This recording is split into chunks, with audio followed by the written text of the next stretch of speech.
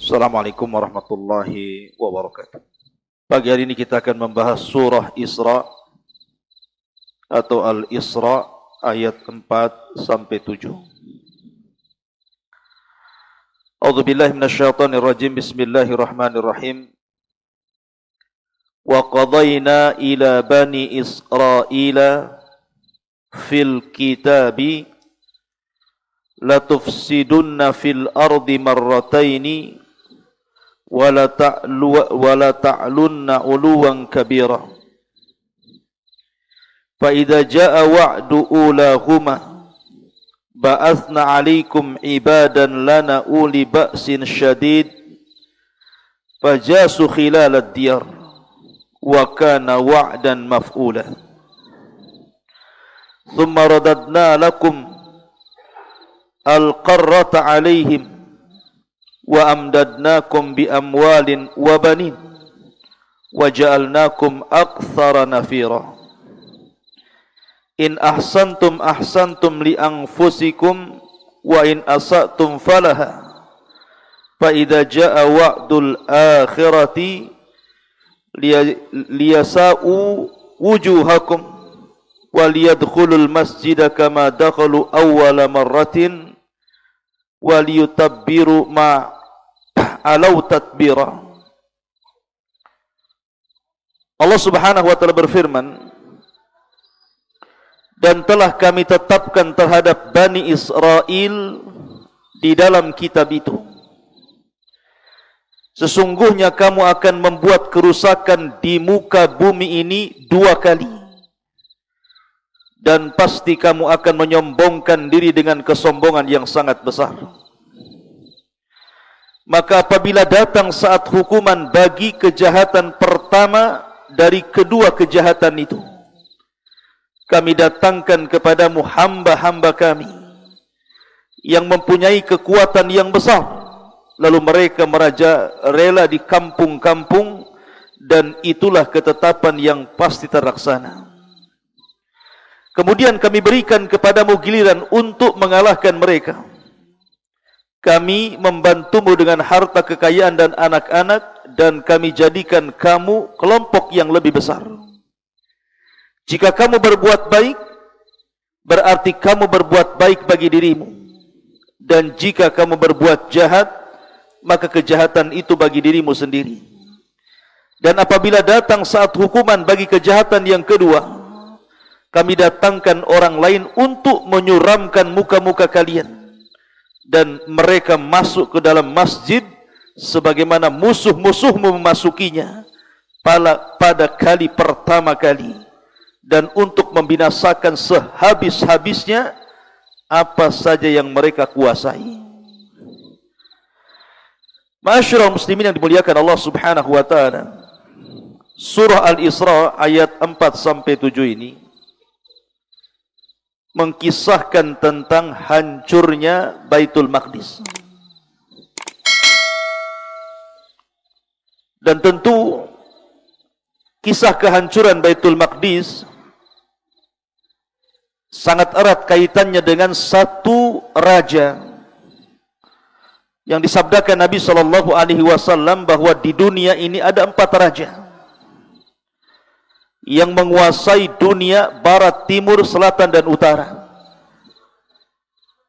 Bahkan dikatakan oleh Syekhul Islam Ibnu Taimiyah rahimahullahu ta'ala dalam kitabnya Al-Majmu'ul Fatawa, yang 2 mukmin dan yang 2 kafir. Adapun yang mukmin adalah Dzulqarnain dan juga Nabiullah Sulaiman alaihi salatu wassalam.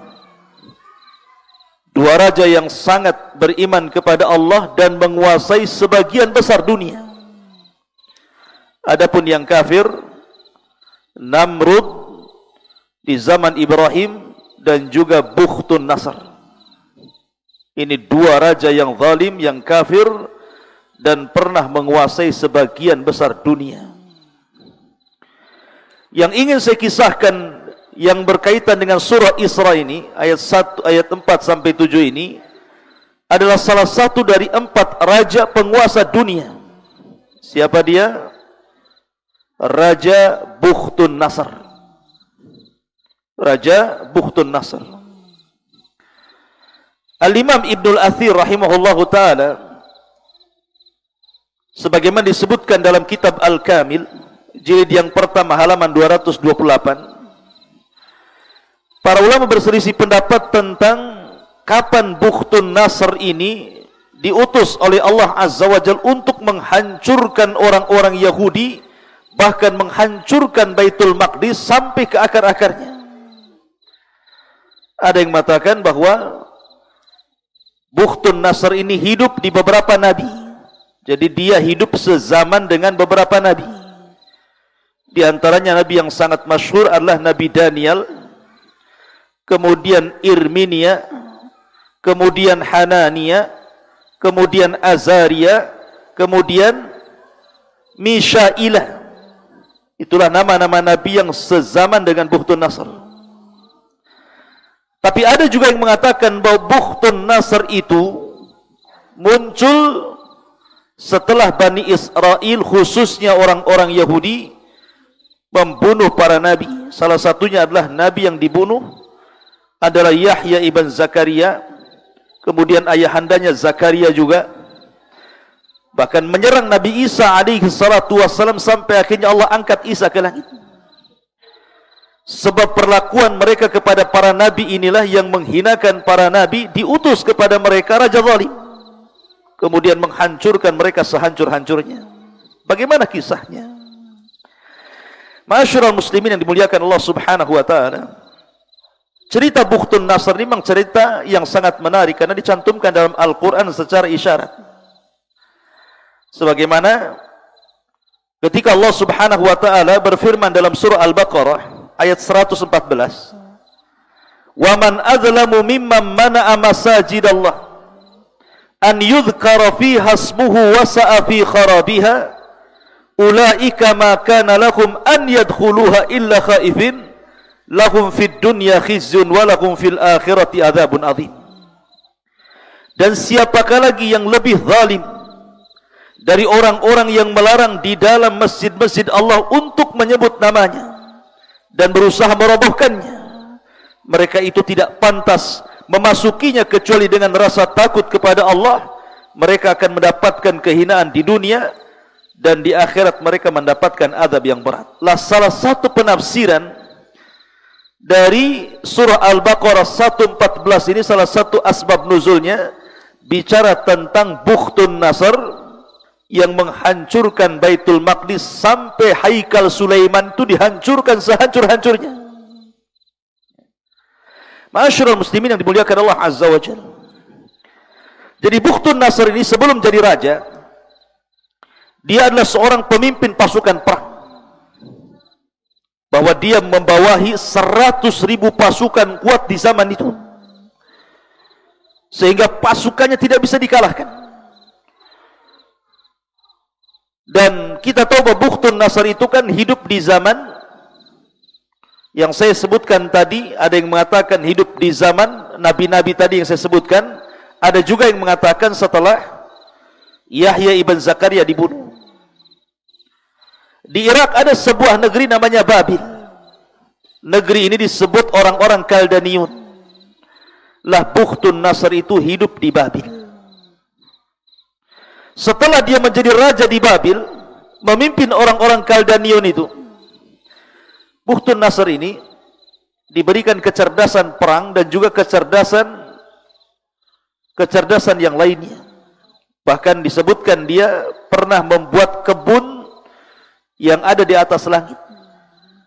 Jadi kebunnya itu bukan di bumi gitu. Dia buat kebun tergantung di langit. Karena ketika dia menikah dengan istrinya menghendaki untuk melihat yang hijau-hijau dari tanaman-tanaman. Akhirnya dibuatkan sama dia kebun di atas langit.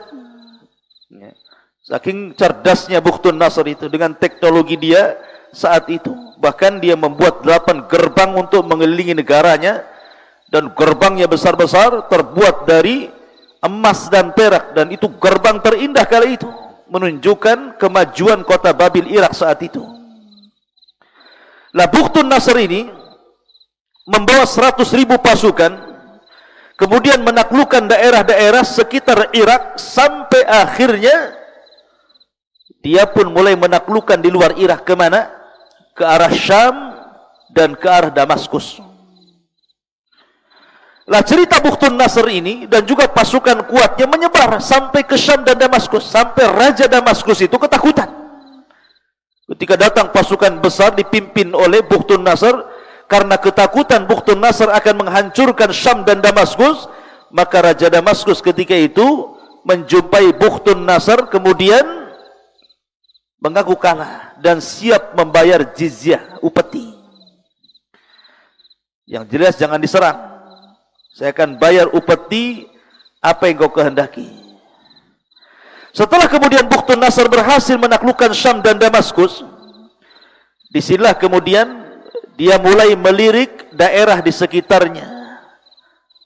Daerah sekitarnya Suriah hari ini gitu kan, sampai ke Palestina. Akhirnya kemudian bergeraklah pasukan Bukhtun Nasr ini ke Suriah, bahkan sampai ke Palestina. Lah ketika itu Raja Palestina dipimpin oleh keturunan Nabi Allah Daud alaihi salatu wassalam. Jadi anak cicit Nabi Daud yang memimpin Palestina kala itu. Sebagaimana Syam dan Damaskus juga merasa takut dengan Bukhtun Nasr, dia pun takut. Karena pasukannya besar, pasukannya kuat, dan kalau dia menyerang sebuah negeri tidak disisakan. Akhirnya Raja Palestina ini mengikuti apa yang dilakukan oleh Syam dan Damaskus, ingin menyerahkan diri dan membayar upeti saja, asal jangan diserang. Rupanya disambut baik oleh Bukhtun Nasr. Akhirnya kerajaan-kerajaan kecil di bawah kekuasaan Bukhtun Nasr dan mereka membayar upeti. Masalahnya orang-orang Palestina itu banyak orang-orang Yahudi, Bani Israel, tidak setuju dengan keputusan rajanya yang memberikan upeti terus setiap tahun kepada Bukhtun Nasr. Akhirnya karena tidak setuju inilah mereka pun kemudian berkumpul, kemudian datang kepada rajanya memprotes agar raja memutuskan hubungan dan tidak membayar upeti lagi. Tapi sang raja tidak mau karena ini kemaslahatan. Karena tidak mau menolak kemauan Bani Israel, dibunuhlah Raja Palestina ini di tangan Bani Israel. Kemudian setelah dibunuh rajanya, Raja Palestina, orang-orang Bani Israel ini kemudian memutuskan hubungan antara Palestina dan Bukhtun Nasr. Marah Bukhtun Nasr. Disinilah cerita dimulai. Akhirnya kemudian Bukhtun Nasr membawa pasukan besar. Kemudian datang ke Palestina, dihancurkannya Palestina sehancur-hancurnya. Tidak ada satu bangunan kecuali dirobohkannya. Tidak ada manusia kecuali dibantainya. Sehingga tidak ada satupun laki-laki kecuali dibunuh, dan wanitanya menjadi tawanan perang, menjadi budak beserta anak-anaknya dibawa ke Babil. Sampai-sampai Baitul Maqdis hancur rata dengan tanah. Kemudian kitab Taurat dibakar sampai tidak tersisa papannya. Bahkan Haikal Sulaiman, atau tahu Haikal Sulaiman? Haikal Sulaiman itu pondasi Masjidil Aqsa.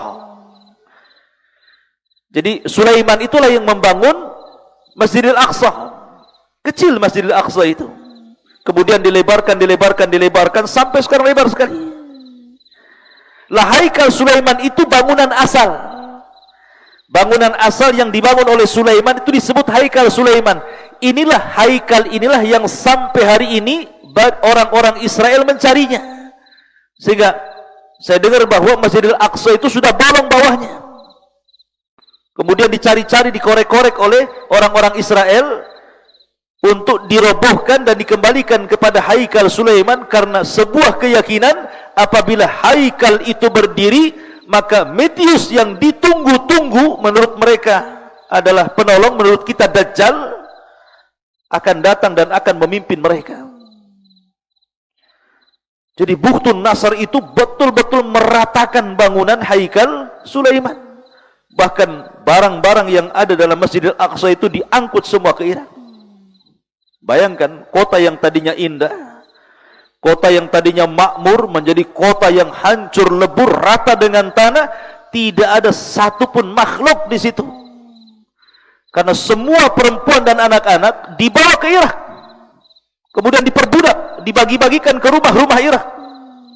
Sementara laki-lakinya dibantai habis, kecuali sedikit yang kemudian keluar dan berusaha untuk lari dari tentara Bukhtun Nasr. Begitulah kekejaman Bukhtun Nasr menghancurkan Palestina, kemudian membunuh laki-laki Yahudi, semua laki-laki Yahudi dibantainya, kemudian memperbudak wanita dan juga anak-anak. Ma'asyiral muslimin yang dimuliakan Allah Azza wa Jalla, begitu kejamnya Bukhtun Nasr ini. Kenapa Bani Israel menjadi sasaran penyerangan Bukhtun Nasr? Ada alasannya. Alasannya sebagaimana disebutkan di dalam riwayat Al-Imam At-Tabrani. Dalam tafsirnya dari seorang sahabat namanya Sa'id ibn Zubair dari Ibni Abbas radhiyallahu anhuma. Ba'atha Isa ibn Maryam Yahya ibn Zakaria fi 12 minal hawariyina yu'allimuna an-nasa. Jadi Isa, dan Isa adalah ulul azmi, seorang nabi dan rasul, mengutus siapa? Mengutus Yahya putra Zakaria untuk mengajarkan 10 dari hawariyin Isa, sahabat-sahabat pilihan Isa. Jadi Isa meminta kepada Yahya untuk mengajari siapa? 12 atau 10 orang dari hawariyun pengikut Isa bin Maryam.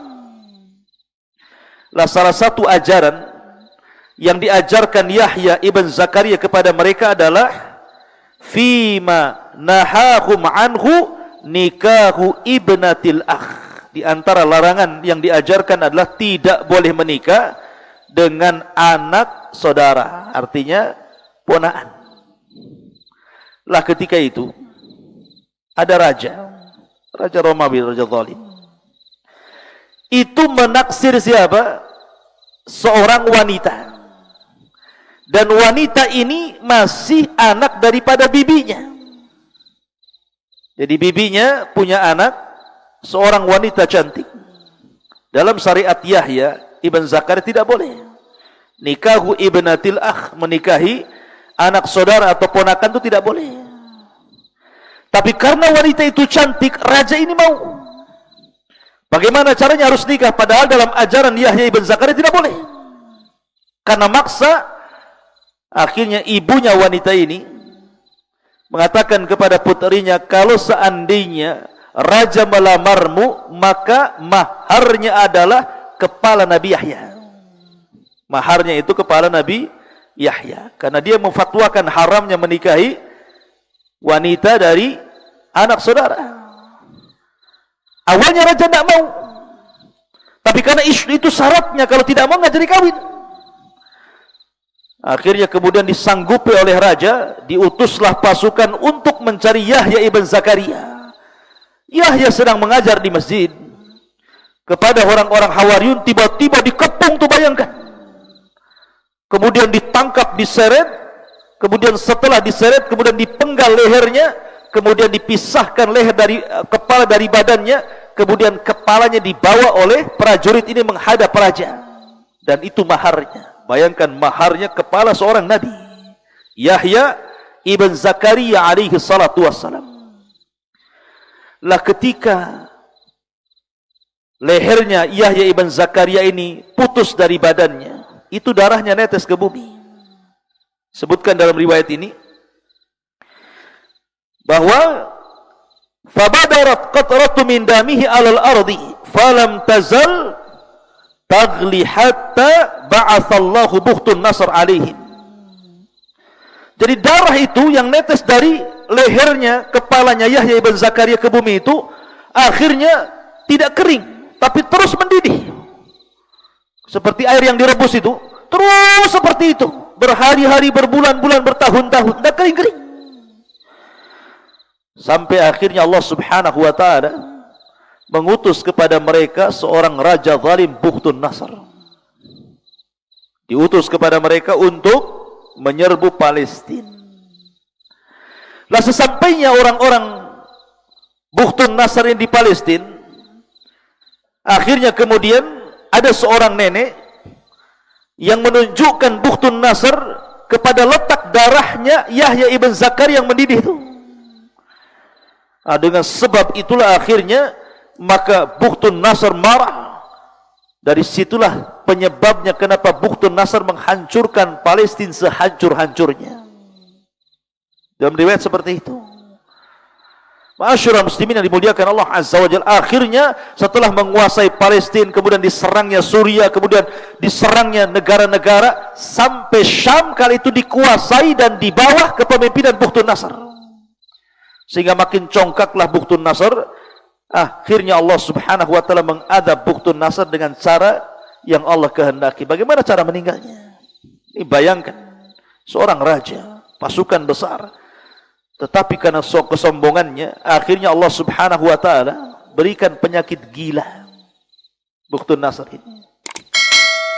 Jadi saking sombongnya, kemudian Allah Subhanahu wa taala bukan hanya sombong, bengis lagi gitu kan. Wala tahsabannal ladzina ghafilan amman ya'malu zalimun.